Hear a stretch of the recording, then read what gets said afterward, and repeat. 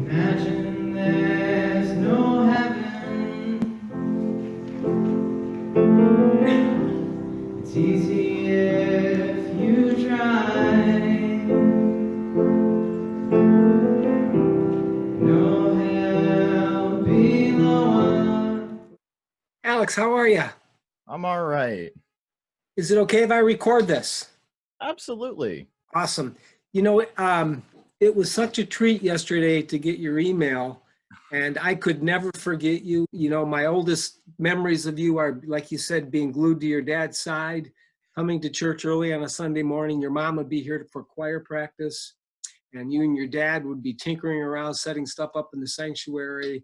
You always wanted to light the candles, and like you said, you sat next to me on the bench on the stair during children's time. Yeah. The other thing, when I think of you, you are exhibit number one for proof that life isn't fair. I will never forget the day after Thanksgiving in 2015. We were at our daughter Holly's house down in Southington, Connecticut, and the phone rang. It was your Aunt Cindy, and she said that your mom had just died, and I couldn't believe it. And your father was also dealing with early onset Alzheimer's, and I think less than a year later he died. 2015 your mom died, and then 2016 I think your dad died in July. Hmm. What you have had to go through is more than any person, any young adult should ever have to have gone through. So it was a special treat to hear. Well, it's a special treat now to hear your voice and to get your email yesterday. So tell us, what have you been up to? All right. Well, let's see. The last time I was in New Hampshire was 2017, I think. Okay. Um, Now you had been and living with your Aunt Cindy and Bill. yeah, yeah. And then I bounced around the country a lot. I spent 12 weeks in a wilderness therapy program out in Idaho, walking around the desert out there. That was a lot of fun. Mm. And then I spent just shy of 2.5 years in a therapeutic boarding school in Montana. And then I went to Europe for some amount of time, 26 days or something like that. Who did you go to Europe with? I found a like a tour group, I guess Yep. you could say, through a company called Kentucky, and they were doing this like whirlwind trip of Europe, and we went to uh, like 13 different cities and towns and stuff in that short amount of time. So we got to spend about 2 days at every place, and it was really, really fun. And then after that, I went on a 50-day backpacking trip out here in the Northwest Cascades in Washington. And then, yeah, now I'm a sophomore in college at Seattle University. Wow. What are you studying? I'm studying computer science, so programming and database management and that kind of stuff. So I'm starting all the database management stuff this quarter. That's neat. I think my last memory of you is Christmas Eve. It must have been 2016, and you sang a solo, Oh yeah, the John Lennon tune. yeah. You did a wonderful job. Oh man, I haven't thought Going about on that since at all. then, besides this, you've really put your life together, I think. Yeah, I like. There was a time when it was kind of iffy, as Oh it yeah, of us. yeah. There was definitely a time, before I went to Idaho and Montana, that I was really not in a very good place. I really didn't, I was very constantly angry at everything. And that's um, kind of understandable.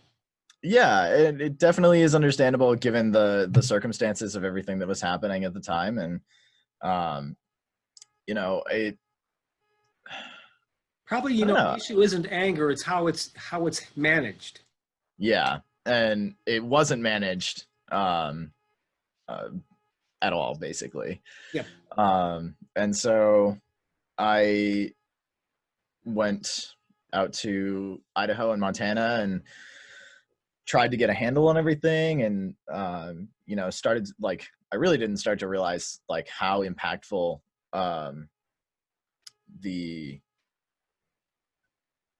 ability to control your anger and control your emotions really is until until I was about to turn 18, actually. Mhm. And then I realized, I was like, wow, okay, I'm going to be an adult and I'm going to be mad at everything. And like, nobody's going to want to like be around me. And like, no employer is going to want me because I'm just going to be mad at everything. So like, I just kind of started, I really, really put in a lot of effort to try to figure out how to control my emotions and all of that. And it definitely really paid off. And it does kind of uh suck, this whole quarantining thing, because part of what really helped me was being outdoors and Mm. like being in the wilderness. And that's why I took that 50-day backpacking trip before I went into college.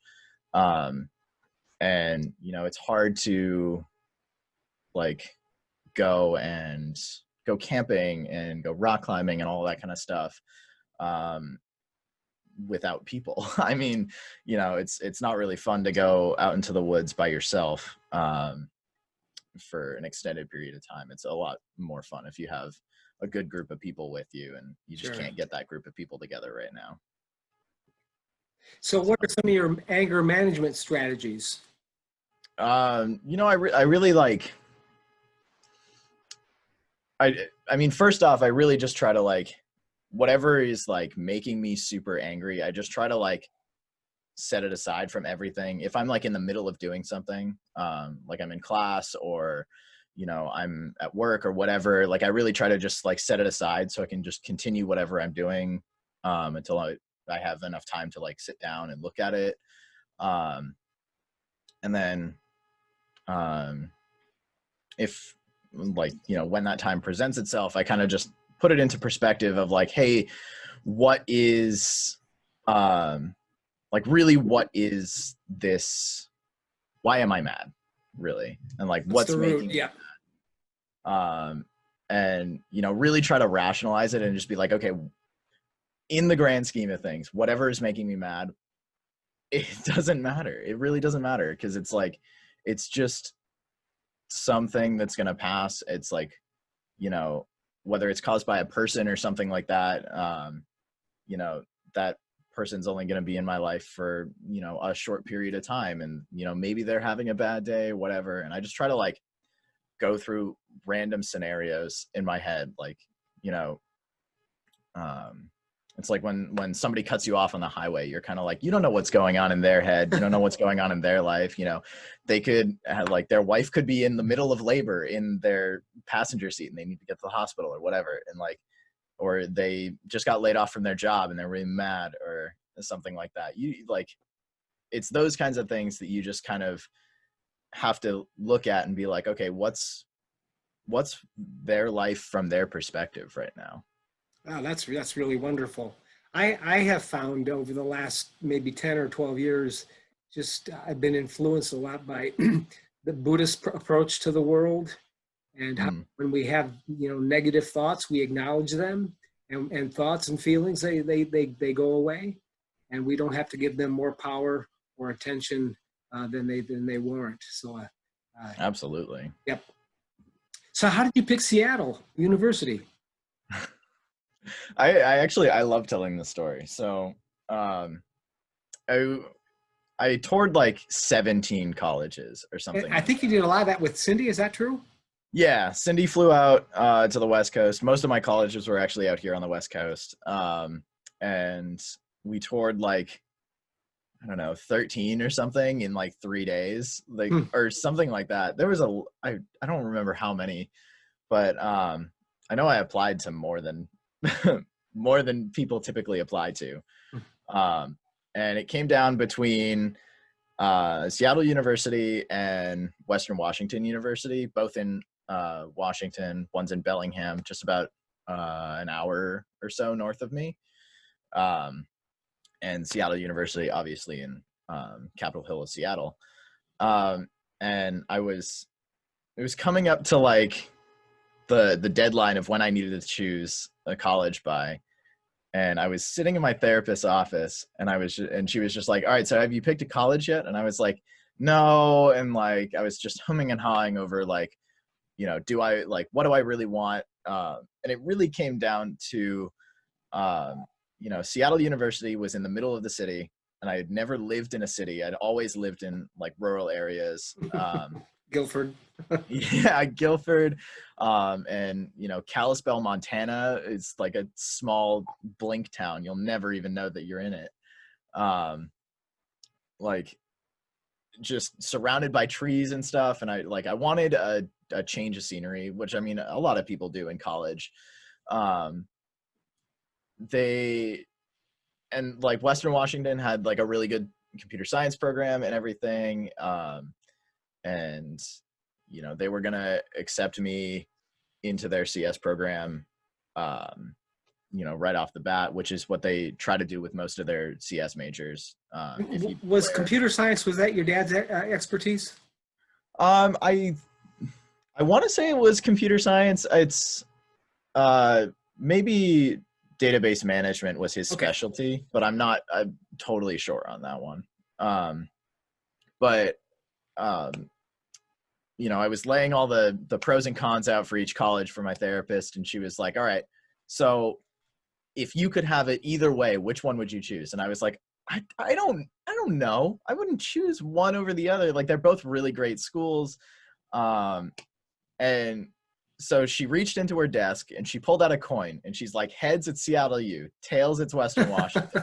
She flipped the coin. It landed on Western Washington. And I was like, "Oh, I'm not sure how I feel about this." And she's like, "There's your answer." And I was like, "What do you mean? It landed on Western Washington and I'm not super happy about it." And she's like, "Exactly. Go to Seattle University."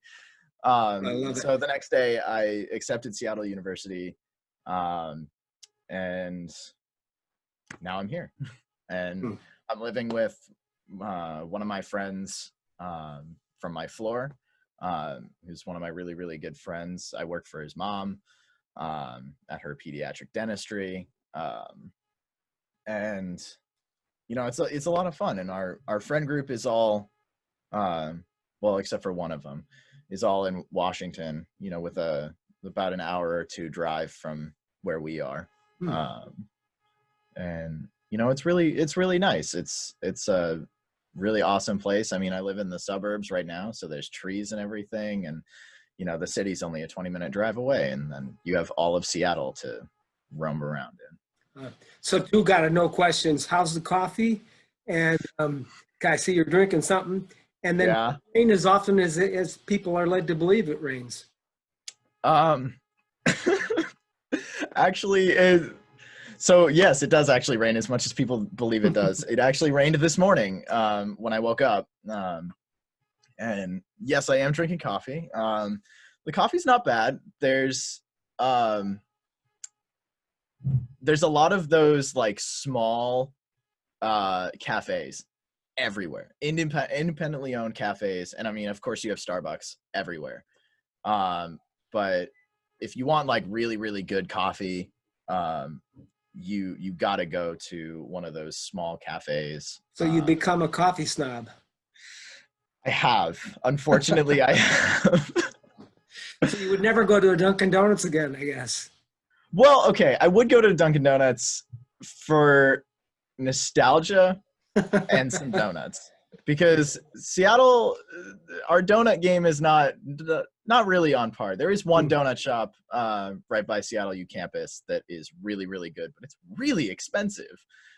The other thing that I didn't realize was a thing out in Washington was sales tax.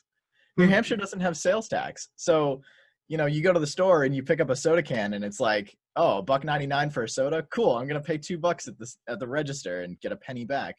Out here you're paying like $2.86 on one can of soda. And you're like, oh, wow, that's a lot more than I wanted to pay for that. Hmm. But yeah, I don't know. It feels really, really homey out here, and I That's like it wonderful. a lot. Any plans on returning to Gilford? I would really, really love to. And there's a lot of things pulling me back to New Hampshire. I mean, obviously the church, but also I have a lot of friends still in New Hampshire and my family. And it would be wonderful to see them, and I would love to. But with this whole pandemic thing, I don't want to risk going on a plane Sure. and That's bringing smart. something back to my family. How is your university approaching the fall semester? So initially everyone was going to move back in, and there was going to be PPE and all of that kind of stuff. They were going to apparently reduce class sizes, and every class was going to stagger and get out, which, I mean, how do you do that with, a college that has 300 classes going at the same time? And then there was going to be dividers between each student. Every student was going to wear masks. There was going to be hand sanitizer everywhere. The dining hall was going to be all pickup and online orders and that kind of stuff. And you were basically, when you weren't in class, you were in your room, potentially with your roommate if you decided to have a roommate. But there was no common spaces in the dorms. There was the library. You couldn't sit and do homework in the library. No study rooms, none of that kind of stuff. And then they, a lot of teachers were actually yeah, I'm not so sure that I want to teach on campus. So they started doing their classes online. And now every class except for any laboratory class is going to be online. And then even lab classes will have an online option. So for me, I'm going to continue working at this dentistry, and I don't want to, expose myself to Sure. potentially, infect my coworkers or, my friend's family who owns the practice. I don't want to shut that down. I mean, they shut down for 2 months at the beginning of this whole thing, and we're really struggling because they couldn't see anyone, and they were just losing money because they had to pay their staff and pay for the lease on their building and that kind of stuff. And so I really don't want to put them through that again. So I'm opting to take my lab class online, and so all the rest of my classes are online as well. So I'll be doing class starting at 9:20 in the morning, sitting right here in front of my computer, and I'll be taking notes just like any other student, just on my computer. So your cousin Emily, did she get married before or after you moved away? She got married before I moved away. I went to her wedding, and that was actually before my both of my parents passed away. I still have pictures of That's them. right. I remember that. I sat at the table with your grandma's partner. Oh yes. Yeah. A single finger gesture at one point. Yep. I remember that. So have you met Emily's little girl? I have. I've met Emily's little girl, Eleanor. I met her last year and the year before at Thanksgiving. Oh, wonderful. She was born while I was in Wilderness. And I got pictures of her sent to me, and she was adorable. But I believe that the rest of my family has had several other kids that I have not met. Oh. So that'll be a treat when I go back Sure. to meet all of the new little ones. And you mentioned in your email that you took as a gen ed requirement, a theology class. Tell me a little bit about that. So I'm actually taking it starting September 9th. Okay. And it is a liberation theology Oh, that's class. wonderful theology. Um, so, and my partner actually took that class last quarter, and she was like, "Wow, this is actually really, really kind of cool." And so, as you know, I'm not very well versed in theology. I didn't spend a lot of time in the church, and actually like, you know, reading and interpreting scripture and anything like that. But my partner's actually, her family is a Christian family, and her dad's actually a minister or a pastor actually, um, and he does the services for an evangelical church in Chinese, Hmm. because her family is Chinese, and so she's gonna kind of like help me through that. We started going through and reading the book of John, and just kind of like breaking it down, and really kind of like making the connections between all of like the references in John to the other references in the Bible, to kind of give me enough base understanding of where the class is going to start, to go into it pretty strong and not feeling like immediately defeated when Mhm. the professor starts talking about something and I'm like, oh, I don't know. So for people who don't know, liberation theology kind of originated in like Central and Latin America, and has a real soft spot, and it kind of reads theology through the prism of the oppressed and the underclass and the marginalized, and which is really where Jesus situated himself. He had a special place in his heart, for people uh, who didn't fit in, and so that will be really interesting. I'll be anxious to hear as the class goes on, how you react and what you're learning. Oh yeah, absolutely, absolutely. I'll definitely make sure to shoot you emails on whatever's going on Perfect. in that class. And I'm actually really excited for it because there was another theology class that I wanted to take that was more geared towards people who don't have any uh, theological background, or who don't want to have, or choose not to have faith or whatever. Um, and that class just filled up instantly, so I didn't get a chance to take that one, but it sounded interesting. It was a more like um, interpretation based, I think, class from what I understood from the description of the class. um, and so it was really just kind of like, this is Christianity, and like this is its beliefs, and this is where they get their beliefs and that kind of stuff, um which I thought would be kind of interesting. But I think liberation theology is also going to be really interesting.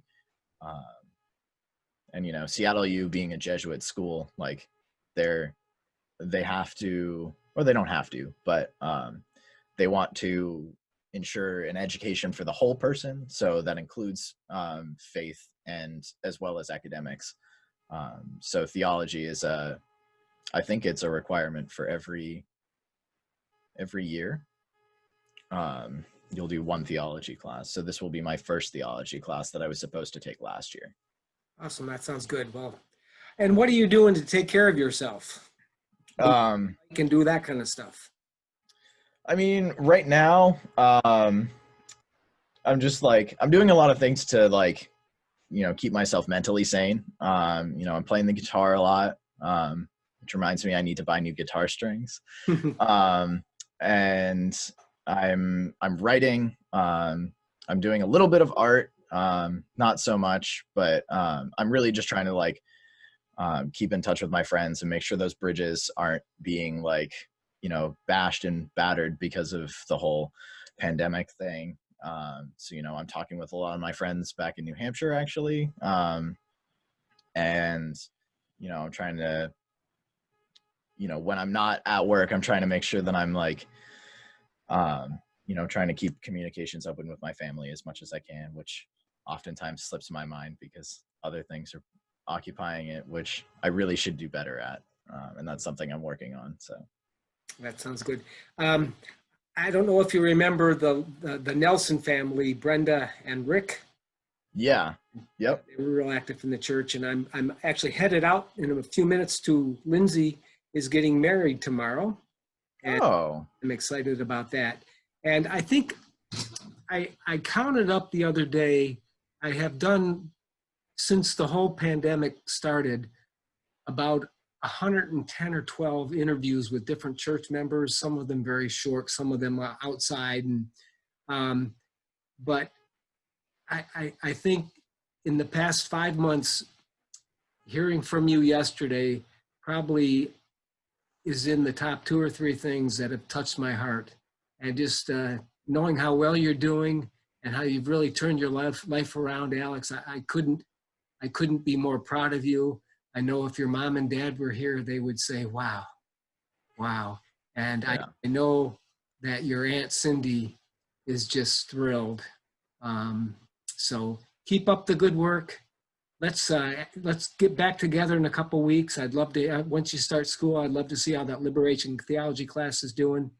And if you do make your way back to Gilford, you got to come in and see us. Of course, of course. And Cindy sends her love as well. My Cindy. Oh, all right. Well, you take care. Yeah, you too, Michael. Decisions. Thanks so much, Alex. Yeah, anytime. Okay. Talk to you later. Yeah. Bye-bye. Bye, Michael.